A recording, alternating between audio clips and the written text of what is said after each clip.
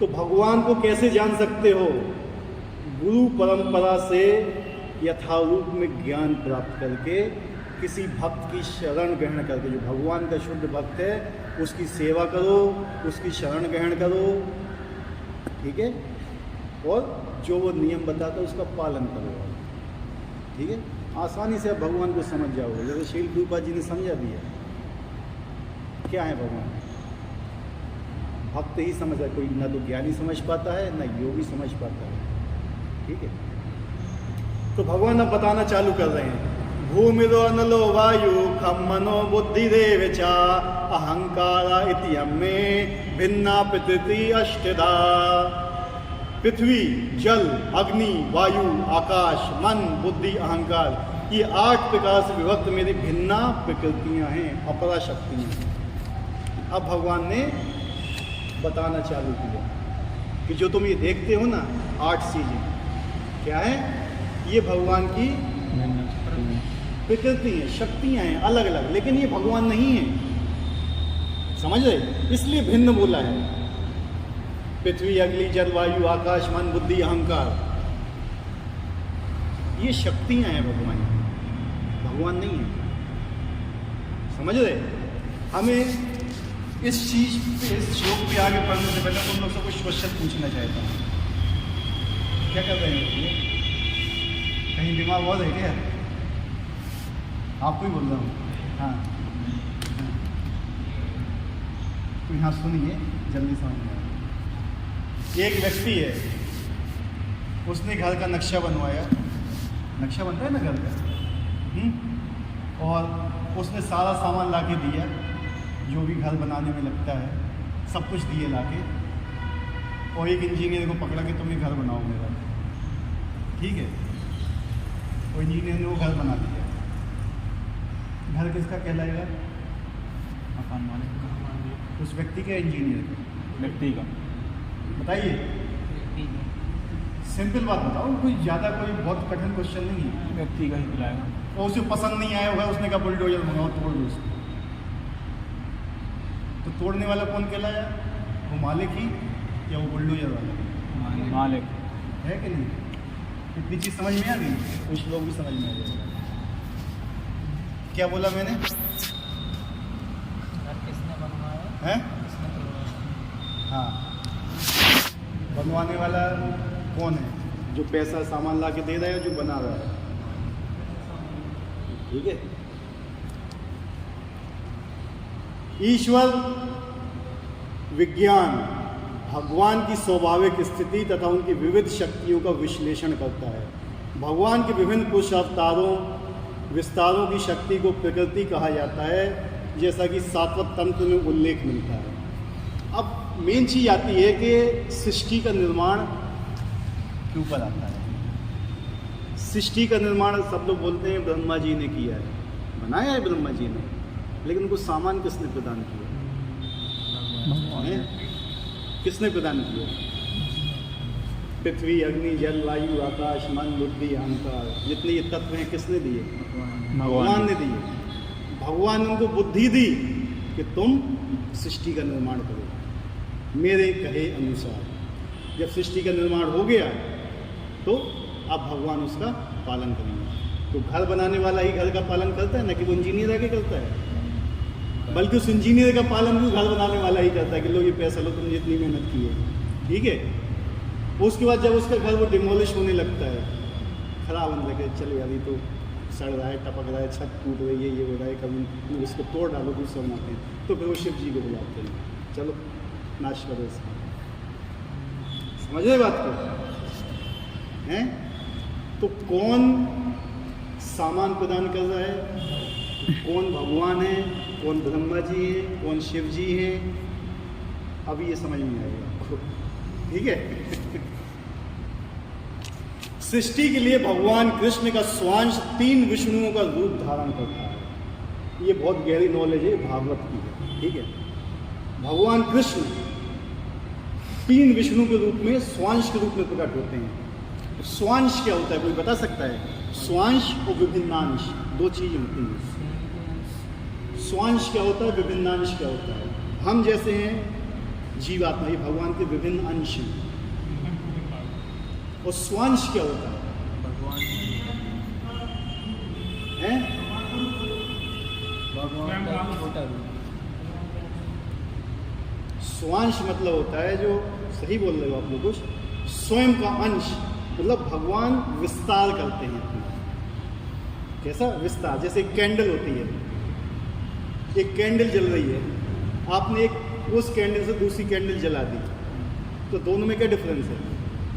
कोई नहीं है ना। उससे तीसरी कैंडल जला दी, प्रकाश तीनों दे रहे हैं, लेकिन एक पहली हुई, एक दूसरी हुई, एक तीसरी हुई, बस इतना ही अंतर होता है ना। तो भगवान जो कृष्ण हैं अपने स्वांश प्रकट करते हैं, स्वयं अंश। उनकी शक्तियाँ भगवान की शक्तियों के बराबर ही होती हैं, कोई अंतर नहीं होता है।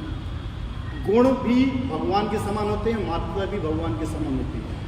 जितनी मात्रा में शक्ति भगवान के पास, उतनी शक्ति उनके पास भी रहती है। जितने गुण भगवान के पास होते, उतने गुण उनके पास भी रहते हैं। जो विभिन्नांश होते हैं, विभिन्नांश में सारे गुण भगवान के समान होते हैं, लेकिन क्वांटिटी या मात्रा बहुत कम होती है। जैसे हमारे अंदर भगवान के पास शक्ति नहीं है, लेकिन गुण बहुत हैं।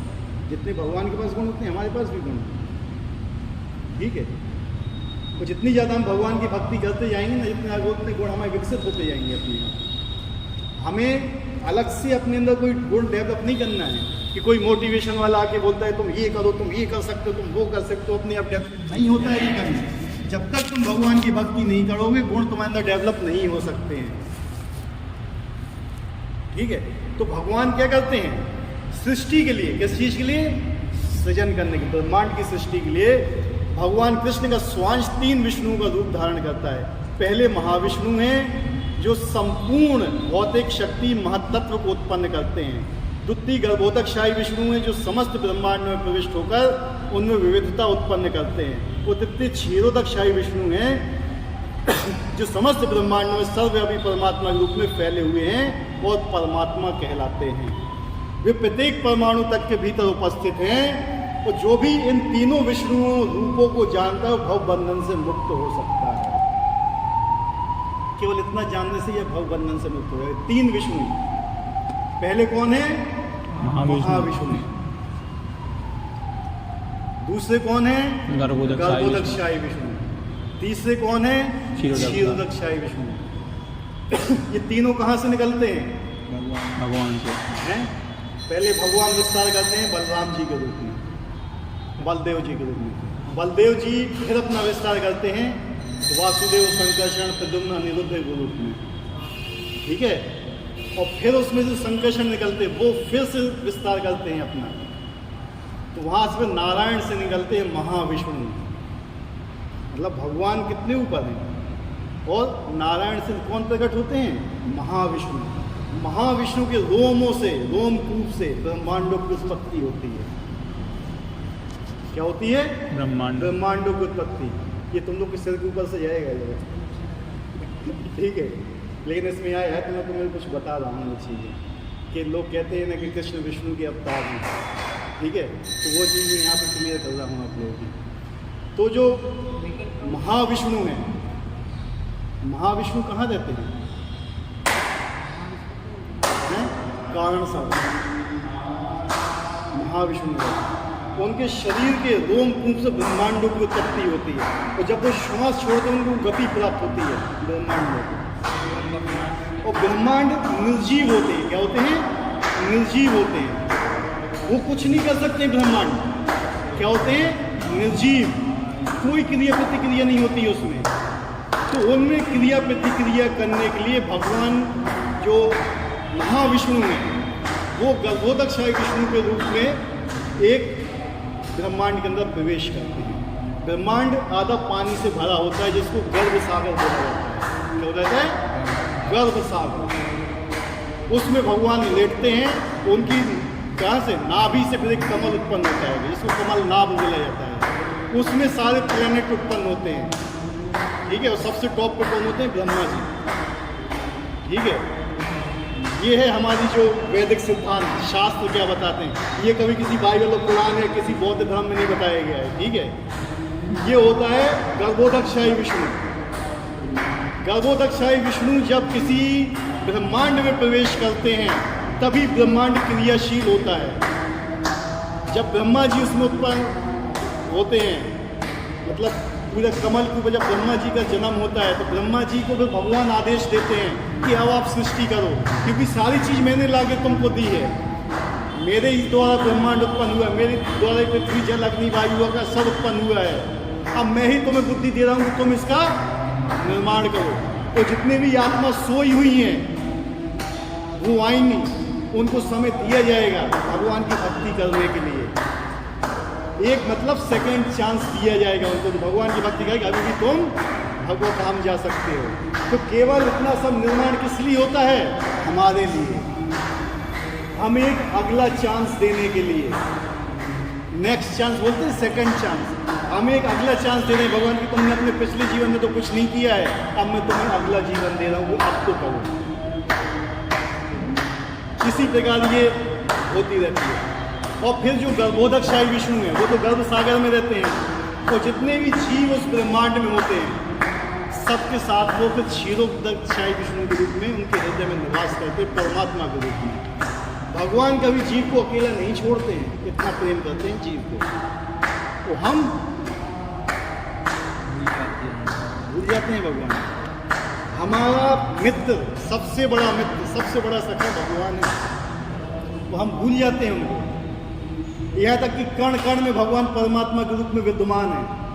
उसके अलावा एक श्वेत द्वीप है। श्वेत द्वीप ये है ब्रह्मलोक के जरा पास में होता है श्वेत द्वीप। वहाँ पे ये क्षीरोदकशाही विष्णु के रूप में क्षीर सागर में निवास करते हैं भगवान। तो वहाँ पे जाने की अनुमति किसी को नहीं है, क्योंकि वो वैकुंठ लोक के समान ही होता है। जब संसार में कुछ अव्यवस्था होती है, कुछ शक्तियाँ, विपरीत शक्तियाँ बढ़ जाती हैं, तो देवता लोग क्षीर सागर के तट पे जाके प्रार्थना करते हैं भगवान से। ठीक है, वहाँ पे जाके पुरुष सूक्त का पाठ करते हैं, तब भगवान प्रसन्न होकर उनको दर्शन देते हैं। लेकिन वहाँ पे वो भी नहीं हो सकते हैं, वो ऐसी जगह है। लेकिन वही जो क्षीरोदकशाही विष्णु ने हमारे हृदय में भी निवास करते हैं। किसके रूप में? परमात्मा के रूप में। वो हमें गाइड कर देखते हैं, वो कि ये बंदा क्या कर रहा है, क्या नहीं कर रहा है। वो हमेशा एक ही चीज़ का प्रयास करते हैं कि कब ये मेरी तरफ मुड़ के देखे। और जीव इतना बेशरम रहता है कि वो भगवान की तरफ मुड़ के देखता ही नहीं, और भगवान उसके पास ही खड़े रहते हैं। तो अभी भी वो हमारे हृदय में विराजमान है। ठीक है, तो लेकिन हम देख लो महुआ में कितने लोग बैठे हुए इधर, कितने लोग देखना चाहते हैं भगवान।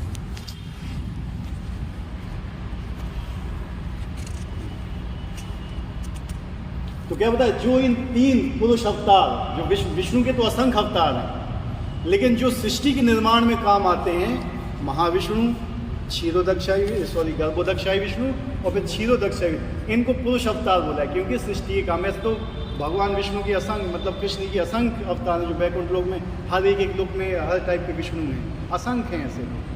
लेकिन तीन जो मेन टाइप के हैं, इसलिए इनको पुरुष अवतार बोला जाता है, क्योंकि ये सृष्टि के निर्माण में आ रहे हैं।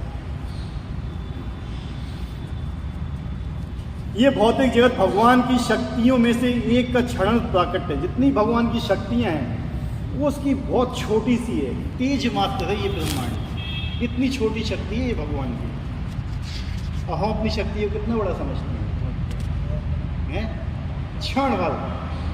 तो जितनी ब्रह्मा जी की आयु है, भगवान की एक श्वास के बराबर है। भगवान ने श्वास छोड़ी और श्वास लिया, बस खत्म खेल। और ब्रह्मा जी की आयु कितनी है पता है आपको? कितनी है? 4 अरब 30 करोड़ है। 4 अरब 30 करोड़, बहुत ज़्यादा, 100 वर्ष थोड़ी है। पृथ्वी के अकॉर्डिंग मतलब देखो, अभी हम आपको बता रहे हैं ब्रह्मा जी का एक दिन कितना होता है। ब्रह्मा जी के अभी अपने हिसाब से कैलकुलेट कर रहे हैं, ठीक है। हमारा एक साल 365 दिन का होता है, 365 366 दिन, ठीक है। कैलकुलेशन करना, कैलकुलेटर निकाल दो जरा, जिसके पास साइंटिफिक कैलकुलेटर निकाल दो जरा मोबाइल में, चला जाएगा, पिछली बार करने की। ठीक है। ये कलयुग कितना है? 4,32,000 साल का। कितना? 4 लाख। एक चतुर्युग कितना होता है? यानी सतयुग, द्वापर, त्रेता और कलयुग, इसमें 10 से गुणा कर दो, यानी 43 लाख 20,000 साल का। गुणा करते जाओ, ये एक चतुर्युग होता है। ब्रह्मा जी के एक दिन में 1,000 चतुर्युग होते हैं, एक दिन में। इतनी बड़ी ब्रह्मा की एक रात भी होती है, तो एक दिन हो गया वो पूरा, एक दिन रात में।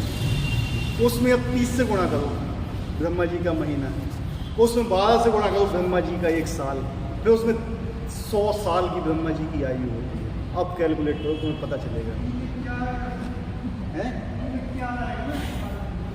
कैलकुलेटर में नहीं कर पाओगे। ठीक है। मतलब मनुष्य अपने आप को क्या समझता है, समझ लो तुम, वो जितनी ब्रह्मा जी की आयु भगवान की एक श्वास होती है, श्वास मात्र। ऐश्वर्य देखो भगवान का क्या ऐश्वर्य है, लोग यही तो नहीं जानते हैं। बोलते भगवान ऐसा नहीं कर दो, भगवान ने हमारा जो नहीं करो, वो नहीं करो, हमें नहीं बचाओ, यह नहीं बचाओ, वो नहीं फला ठिकाना। समझ लो, भगवान के लिए कोई चीज़ बड़ी नहीं है करने के लिए, लेकिन ये समझो कि ये चीज़ किस लिए बनाई गई, मैं यहाँ पे क्यों बैठा हुआ हूँ, ये सोचने की बात है कि मैं इस जगह पे क्यों बैठा हुआ हूँ, मेरा यहाँ बैठने का क्या उद्देश्य है, मैं शरीर धारण क्यों किया हूँ, मैं यहाँ क्यों आया हुआ हूँ, मेरा जन्म क्यों हुआ है, और मुझे आगे कहाँ जाना, ये उद्देश्य है हमारा। हम कष्ट क्यों भोग रहे हैं, और कष्टों से निकलने का उपाय क्या है, ये हम नहीं सोचते। अगर आप लोग से सब लोग को बोल दिया है कि तुम्हें अगले जन्म में उसके यहाँ जन्म मिलेगा, रिलायंस वाले में, कितने लोग चाहते हैं? सभी चाहते हैं, लेकिन भगवत धाम जाना कोई नहीं चाहता। ठीक है, समझ रहे ना बात को? यानी हमें अगला जन्म मिल जाए। वो भूल गए कि माँ के पेट में कितना कष्ट होता है, भूल जाते हैं। ठीक है, यही है, क्योंकि तुम्हें कष्ट का अनुभव है ही नहीं, कष्ट का अनुभव है ही नहीं कि जो तुम्हें कष्ट हो रहे हैं। वास्तव में जो तुम्हें कष्ट है ना, उनको तुम भूल चुके हो, भूल रहे हो, अनुभव करना ही नहीं चाहते हैं। जिस समय आदमी क्या है, गुरुवाष्टकम की पहली प्रार्थना क्या है? संसार दावा नर लीन लोका किराण है काम। ये संसार क्या है?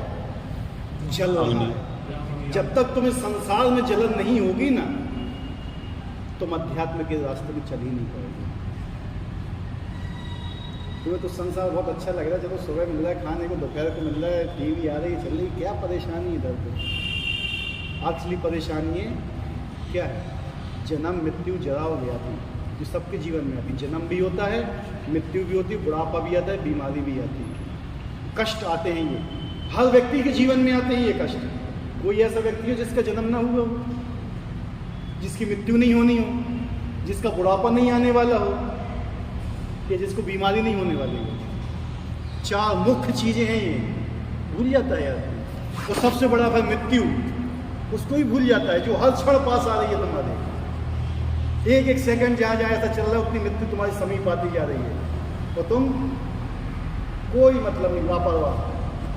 और जिस समय मृत्यु आती है सामने, उस समय किसी लायक नहीं रहते हो कि मैंने अपना पूरा जीवन बर्बाद कर दिया। देख लो पिछला जीवन उठा के, क्या करें? कलयुग के बाद नाम आधार करिए, पिछला जीवन कैसे? नाम जाप ही करो, इतना काफ़ी है। वो तो तुम्हारे करोड़ों जन्मों के पापों को नष्ट कर देगा। अपराध रहित होके अच्छी तरह से शुद्ध नाम तक पहुँचो, किसी तरह अपराध रहित भी हो जाओ तो भी मुक्त हो जाओगे यहाँ से। ठीक है, इस जगत की सारी शक्तियाँ भगवान कृष्ण के इन 3 विष्णु अंशों को निर्देशित करते हैं। ये पुरुष अवतार कहलाते। सामान्य रूप से जो व्यक्ति ईश्वर तत्व कृष्ण को नहीं जानता, वे ये मान लेता है कि ये संसार जीवों के भोग के लिए है और सारे जीव पुरुष हैं, भौतिक शक्ति का नियंता तथा भोक्ता हैं। ये सबसे बड़ी चीज़ है। जो व्यक्ति भगवान को नहीं जानता है, तो वो क्या जानता है कि जितनी भी चीज़ें मेरे भोगने के लिए है। वो जबकि पिछले अध्याय में क्या बोला था? भोक्तराम तपसाम सर्व लोग महेश्वरम, शांति सूत्र। ठीक है, सारे चीजों के भोक्ता भगवान है, नियंता भगवान है, और हम अपने को समझ लेते हैं यहाँ पे। यही सबसे बड़ा भ्रम है। यही माया है कि हम भोगना चाहते हैं। वास्तव में तुम नहीं भोगते हो, वो तुम्हें भोगते हैं। तुम्हारे पुण्यों को खा जाते हो। जितना तुम भोगना चाहते हो ना, उतने तुम्हारे पुण्यों को भोग ले जाते हैं।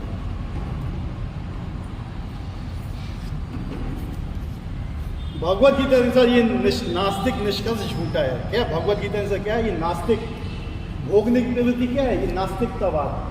लोग भोगने के पीछे पड़ा रहता है। मैं ये भी खा लूँ, मैं इसको भोग कर लूँ, मैं उसको भोग कर लूँ, मैं इसको भोग कर लूँ, बस इसी के पीछे ही पड़ी हुई है पूरी जिंदगी। देख लो, पहली क्लास के बच्चे से पूछो तुम्हें क्या करना है? मुझे डॉक्टर बनना है। क्या करना है? पैसा कमाना है। सिंपल चीज़, इससे आगे कुछ नहीं। ये तो कभी कह नहीं सकता है कि मुझे सेवा करना है। कभी किसी से पूछ लेना, क्योंकि सिखाया ही नहीं जाता है। किसी भी यूनिवर्सिटी में नहीं सिखाया जाता है। शील प्रभुपाद बोलते थे ये चीज़ कि जो जितनी भी यूनिवर्सिटी है, ये भौतिक यूनिवर्सिटी, ये मनुष्य को क्या बना रही है? पशु बना रही है। पशु बनाने का ये क्या है ना, मनुष्यों की हत्या कर रही है। हत्या करके उनको पशु बना रही है। लेकिन जो वैदिक ज्ञान है, ये वास्तविक बताता है कि तुम क्या हो, तुम्हारी चेतना क्या है, तुम्हें चेतना को कैसे उठाना, तुम्हें कैसे यहाँ से निकल के बाहर जाना है। विस्तृत श्लोक में कृष्ण को इस जगत के आदि कारण माना गया है। श्रीमद् भागवत में भी इसकी पुष्टि होती है। भगवान की पृथक पृथक शक्तियाँ इस भौतिक जगत की घटक है। यहाँ तक कि निर्विशेषवादियों का चरम लक्ष्य ब्रह्म ज्योति भी एक आध्यात्मिक शक्ति है। तो ये सब क्या है? भगवान की शक्तियाँ हैं। हम भगवान की शक्ति के पीछे पागल हैं, लेकिन भगवान को नहीं चाहते हैं। हम लक्ष्मी चाहते हैं, लेकिन भगवान नहीं चाहते हैं। जबकि हम चाहते हैं कि लक्ष्मी चंचला है। लक्ष्मी एक जगह नहीं रुकती है। लक्ष्मी कहाँ रुकती है बताइए? भगवान के चरणों। लक्ष्मी की इतनी हिम्मत नहीं है भगवान के चरणों को छोड़ के चली जाए। तो अगर हम भगवान के चरणों में रहेंगे तो लक्ष्मी हिल नहीं पाएगी वहाँ से। ये सिंपल सा सिद्धांत है। अभी दीपावली आएगी 1-2 महीने बाद। लोग किसकी पूजा करते हैं? और नारायण को भूल जाते हैं। यही होता है ना। एक शादीशुदा व्यक्ति है, अगर वो अपने ससुराल जाता है, उसको कोई नहीं पूछता है, केवल उसकी पत्नी को पूछा जाता है सब कुछ, तो क्या उसकी पत्नी को अच्छा लगेगा कि मेरे हस्बैंड को नहीं पूछ रही है? बताइए कौन पत्नी चाहती है? एक पत्नी अपने हस्बैंड के साथ ससुराल जाती है, उसके हस्बैंड को कोई कुछ नहीं पूछता, तो बैठा है अपने आगे वाले कमरे में, ना उसको नाश्ता ना कुछ, ना कोई बात करने से केवल उसकी आवाजाही हो रही है, तो उस स्त्री को अच्छा लगेगा कि मेरी पत्नी का अनादर हो रहा है? तो क्या वो खुश होगी तुम्हारे ऊपर? वही चीज़ हम कर रहे हैं। हम लक्ष्मी को खुश करना चाहते हैं, लेकिन लक्ष्मी जिस चीज़ से खुश होती है हम उसको खुश नहीं करना चाहते। लक्ष्मी जी खुश होती है जब कोई व्यक्ति भगवान की सेवा करता है। अगर तुम भगवान के चरणों पे रहोगे तो लक्ष्मी तुम्हें छोड़ के कभी नहीं जा सकती है। सिंपल सी प्रोसेस है। देख लो रावण को, रावण ने क्या किया था? लक्ष्मी का भोग करना चाहा था। लक्ष्मी मतलब सीता जी, भोग करना चाहता ना। क्या हुआ था? हो गया था। तो अगर हम में से सब लोग भी लक्ष्मी का भोग करना चाहते हैं ना, तो समझ लेना बात बराबर ही है, कहीं कोई दूसरी बात नहीं है। तो वही हनुमान जी उसी लक्ष्मी को भगवान की सेवा में लगाना चाहते थे। क्या हुआ उनको? हैं? कुछ होता है ना उनका, भगवान के सबसे बड़े भक्त। और यहाँ में से हम भी अगर भगवान की लक्ष्मी को भगवान की सेवा में लगाना चाहेंगे तो सिंपल सिद्धांत है, कोई ज़्यादा दिमाग नहीं लगाना है उसमें। लेकिन हम रावण बनना चाहते हैं। हृदय के अंदर रावण घुसा हुआ है। इसी हृदय के अंदर रावण को मानना, इसलिए भगवान नाम के रूप में आए। किसके रूप में? हरे कृष्ण कृष्ण कृष्ण हरे हरे, हरे राम राम राम हरे। जो हृदय के अंदर है ना, जो रावण बैठा हुआ है, जब राम शब्द अंदर जाएगा ना तो उसका विनाश होगा। ठीक है, लेकिन वही नाम हम लेते नहीं, तो उस रावण का विनाश कैसे होगा? वहीं कंस बैठा हुआ है, वहीं हिरण्यकश्यप भी बैठा हुआ है, सब बैठे हुए हैं। और बोलते हैं कलयुग में रावण कुंभकर्ण। सबसे पहले ये किस में थे? जय विजय। सबसे पहले सतयुग में किसके रूप में आए थे? ये हिरण्याक्ष हिरण्यकश्यप के रूप में। द्वापर युग में दंतवक्र शिशुपाल के रूप में आए थे कि नहीं? नहीं आए थे, ठीक है। और त्रेता युग में रावण और कुंभकर्ण के रूप में, तो कलयुग में पता किस रूप में है? मोबाइल और टेलीविजन के रूप में, ठीक है, टेलीविजन।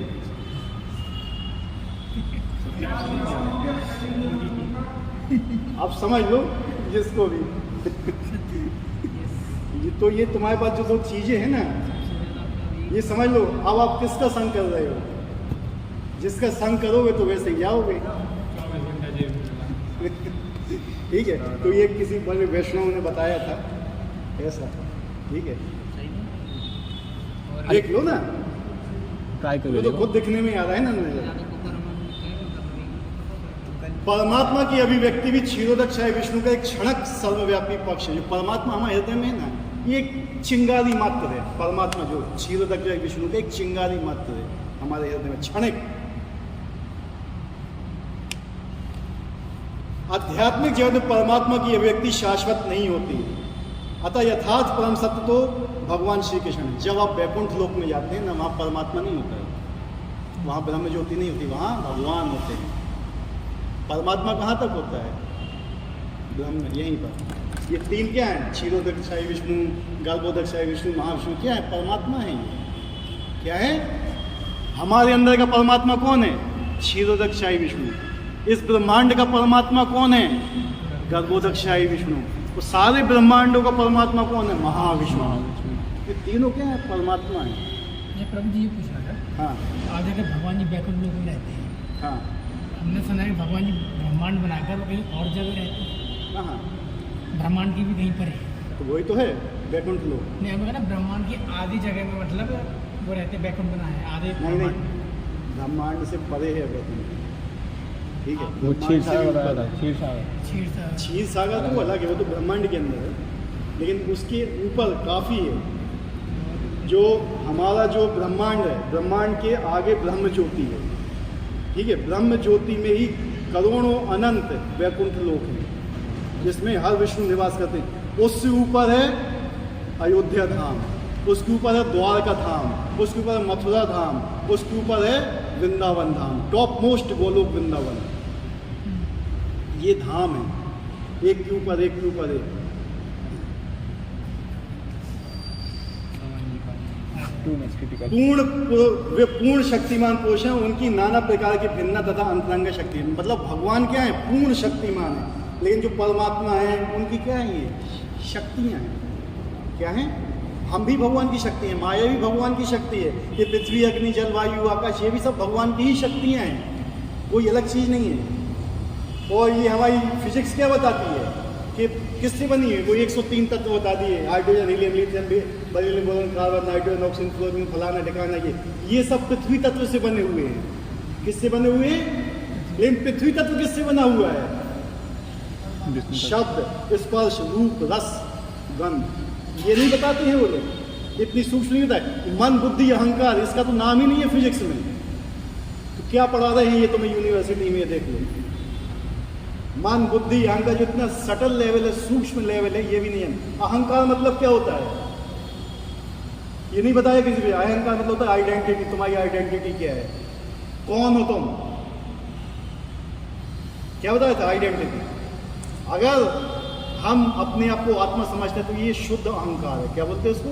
शुद्ध अहंकार है। तो अगर हम अपने आप को शरीर समझते हैं तो ये मिथ्या अहंकार है, ठीक है, मिथ्या है ये। है कैसा? रिवाइज तो करेंगे क्योंकि अगला शब्द इसी से लिंक है। जैसा कि ऊपर कहा जा चुका है, भौतिक शक्ति 8 प्रधान रूपों में व्यक्त होती है। इसमें से प्रथम 5 है पृथ्वी, अग्नि, जल, वायु, आकाश। ये स्थूल अथवा विराट सृष्टियाँ हैं। क्या है स्थूल? इनको हम देख सकते हैं, पृथ्वी, अग्नि, जल, वायु, आकाश, ठीक है, ये दिखते हैं, विराट है, स्थूल है, ठीक है। जिसके 5 इंद्रिय विषय हैं, ये भी सोच लो। 5 इंद्रिय विषय क्या है? शब्द, स्पर्श, रूप, रस, गंध। इससे भी सृष्टि होती है, यही भगवान की शक्तियाँ हैं। ये क्या है? इस ब्रह्मांड को बनाने के लिए क्या है? ये मटेरियल है, जैसे घर को बनाने के लिए मिट्टी लगती है, सीमेंट लगता है, रेत लगती है, फलाना ढिकाना सरिया लगता है, ऐसे ये सब 24 तत्व होते हैं ये ब्रह्मांड को बनाने के लिए। 5 इंद्रियां, 5 कर्मेंद्रियां, कितनी हो गई हैं? 5 और 10 हो गई। और पृथ्वी, अग्नि, जल, वायु, आकाश 15, ठीक है। और शब्द, स्पर्श, रूप, रस, गंध 20, मन, बुद्धि, अहंकार, काल 24 हो गई। ये 24 चीजें भगवान ब्रह्मा जी को देते हैं। क्या देते हैं? ब्रह्मा जी को देते हैं ये 24 चीजें कि अब तुम इन सृष्टि का निर्माण करो, अब तुम ये मेरा घर बनाओ, ठीक है। इसके लिए भी, इसके अंदर भी बहुत चीजें, एक एक चीज के पीछे एक एक चैप्टर है इसमें भी, ठीक है।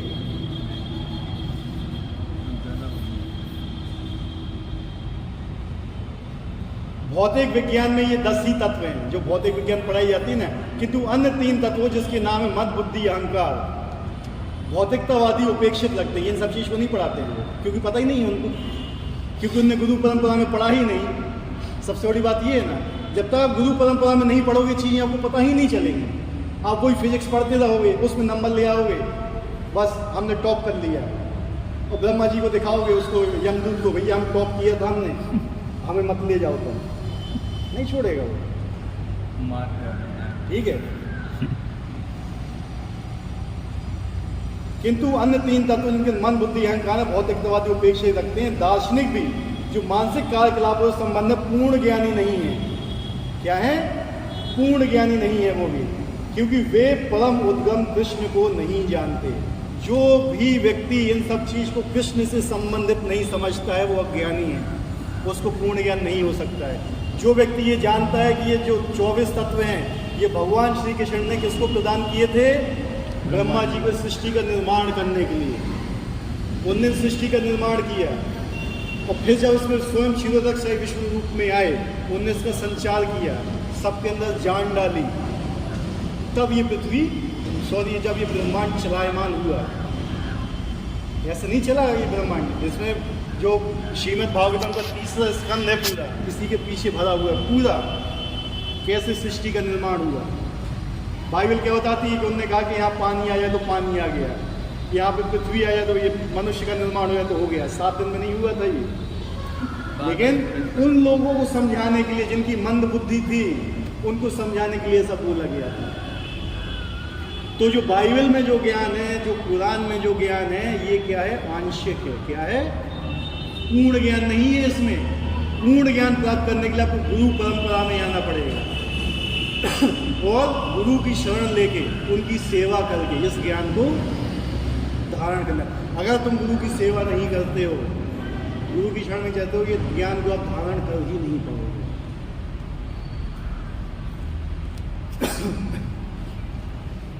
मिथ्या अहंकार, मैं हूं, ये मेरा है, जो कि संसार का मूल कारण है। इसे विषय भोग की 10 इंद्रियों का समावेश है।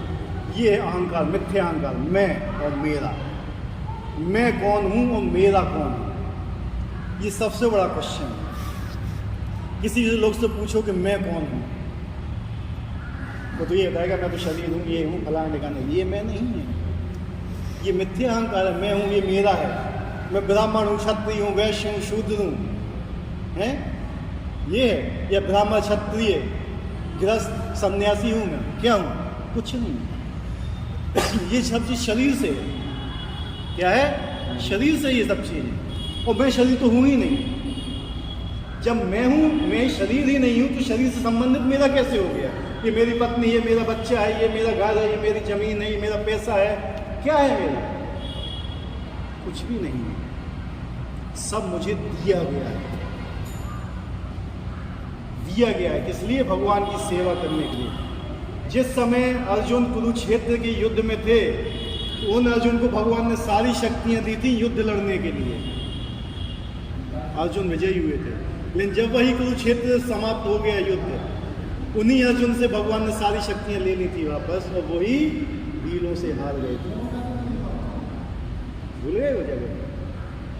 नहीं पड़ी? जब उनको लेके जा रहे थे, रानियों को लेके जा रहे थे, रास्ते में वो मिले थे भील भाग गए थे अर्जुन। देखो हमेशा एक चीज याद रखना कि अगर भगवान तुम्हें शक्ति दे रहे हैं तो ले भी सकते हैं। तुम्हें शक्ति क्यों दी जाती है? क्योंकि तुम वो काम करोगे। अगर तुम वो काम नहीं कर रहे हो, शक्ति का दुरुपयोग कर रहे हो, तो भगवान वो शक्ति तुमसे छीन लेंगे।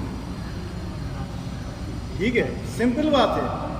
अगर तुम्हें समय दिया गया है, मनुष्य जन्म मिला है कि तुम भगवान की भक्ति करो, तुम नहीं कर रहे हो तो अगला जन्म भूल जाओ, तुम्हें मनुष्य का मिलने वाला है, नहीं मिलेगा। और भी योनियां हैं। एक दिन हाथों में शक्ति भरी है, राज लग देगी, उन हाथों में शक्ति के सरकार लेगी। वो तो है ही है। अगर वो दे भी सकते हैं, ले भी सकते हैं। अगर मेरा बच्चा है, मेरे पास आता है, कहता पापा मुझे 1000 रुपये दे दो, मुझे ये खर्चा के लिए चाहिए, हमने कहा दे दिया। अगर वो उसका मिसयूज़ करेगा तो मैं दोबारा दूंगा उसको, है? अगर उसका सदुपयोग करेगा और दोबारा मैं कहूँगा बोल लेगा बेटा, यही होगा ना। तो ऐसे ही भगवान भी करते हैं। तो ये चीज़ समझना चाहिए हमें कि मेरा कुछ नहीं है, ना मैं कुछ हूँ। मुझे जो भी दिया है वो भगवान ने दिया है। किस लिए दिया है? क्योंकि मैं जो भी मुझे दिया है भगवान ने, उससे मैं भगवान की सेवा कर सकूँ। लेकिन हम जो भी भगवान ने हमें दिया उससे हम अपनी ही सेवा करना चाहते हैं, अपने शरीर की, अपने सहयोगियों की, अपने परिवार की, सबकी, और उसको हम भूल जाते हैं। समझ रहे? तो क्या है मिथ्या अहंकार? इसलिए हम यहाँ पढ़े हैं, मैं और मेरा। हाँ। बुद्धि महत्त्व नामक समग्र भौतिक सृष्टि का सूचक है। अतः भगवान की 8 विभिन्न शक्तियों में से जगत के 24 तत्व प्रकट होते हैं। 8 में से 24 तत्व प्रकट होते हैं, जो हमने 24 बताए हैं ना।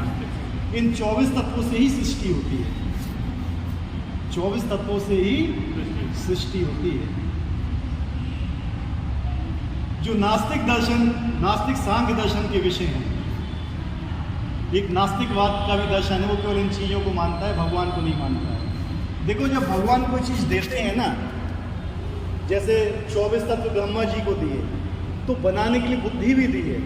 जैसे घर बनवाने वाला, जो घर का मालिक होता है, उसको नक्शा भी देता है इंजीनियर को, इस नक्शे के अनुसार घर बनाना है, वो इस हिसाब से बनाना है तुम्हें घर। मैं बुद्धि दे रहा हूँ तुम्हें, समझ रहे? वो सारा सामान में तुम्हें केवल बनाना है। तो ब्रह्मा जी ने भगवान की बुद्धि के अनुसार बनाया, सब चीज़ सही चल रही है। लेकिन मनुष्य क्या करता है? अपनी बुद्धि लगा देता है। अपनी बुद्धि लगा के इन सब चीज़ों को उल्टा सीधा मिला के बना देता है प्लास्टिक। क्या बना देता है? प्लास्टिक। क्या हो रहा है उसका? भगवान से बुद्धि नहीं ली उसने, अपनी उल्टी सीधी बुद्धि लगा दी। छोटी सी तो बुद्धि है, उसको भी मिसयूज कर रहा है। तो वो बुद्धि लगा दी, क्या हो रहा है इसमें प्लास्टिक का? देखो भगवान ने जो भी चीज़ बनाई हुई है, उसका एग्जाम्पल बताता हूँ मैं तुम्हें। भगवान ने बनाया है पेड़, 100% CO2 लेता है, 100% ऑक्सीजन उसकी बना के छोड़ता है। कोई अवशेष बचता है? उसका पूरक बना दिया मनुष्य, जानवर, जो उसकी छोड़ी ऑक्सीजन लेते हैं और उसको CO2 देते हैं। कोई अवशेष बचे? नहीं बचे। एक दूसरे को पूरक बनाया हुआ है भगवान ने सबको, यानी एक का अवशेष दूसरे का भोज्य पदार्थ। लेकिन यहाँ देख लो क्या बना रहा है मनुष्य, सारा वेस्ट, ई वेस्ट, फलाना वेस्ट, ढिकाना वेस्ट। सबसे बड़ा प्रॉब्लम आजकल संसार में हो गया वेस्ट मैनेजमेंट।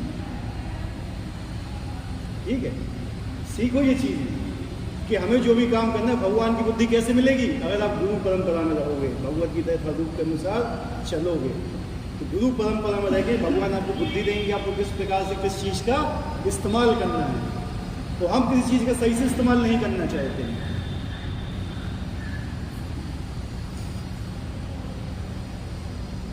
ये मूलतः कृष्ण की शक्तियों की उपशाखाएं हैं, उनसे भिन्न है। किंतु नास्तिक, शांत, दार्शनिक, अल्प ज्ञान के कारण ये नहीं जान पाते कि कृष्ण समस्त कारणों के कारण है।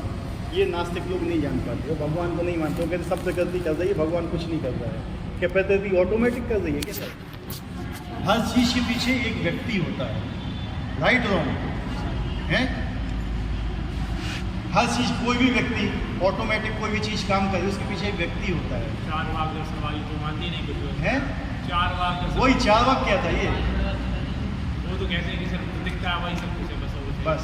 वो नास्तिकतावाद है ना, ये सब चीज़ें आसुरी बुद्धि बोलते हैं। हाँ। जैसा कि भगवत गीता में कहा है, सांख्य दर्शन की विवेचना का विषय कृष्ण की बहिरंग शक्ति का प्राकट्य है। बहिरंग शक्ति क्या है? माया, जो बाहरी रूप से दिखती है। सांख्य केवल उतना ही, इससे आगे नहीं सांख्य। सांख्य दर्शन का वास्तविक फिलोसफी दी है भगवान कपिल देव ने। सांख्य क्या है? देवहूति पुत्र कपिल देव, दो कपिल हुए ना, एक नास्तिक कपिल हुआ है। इसलिए जो शील प्रभुपाद ने बुक लिखी हुई ना, उसमें लिखा है देवहूति पुत्र कपिल। कि वास्तविक सांख्य क्या है, जिसमें भगवान की भी उपस्थिति बताई जाती है, हर कारणों के कारण।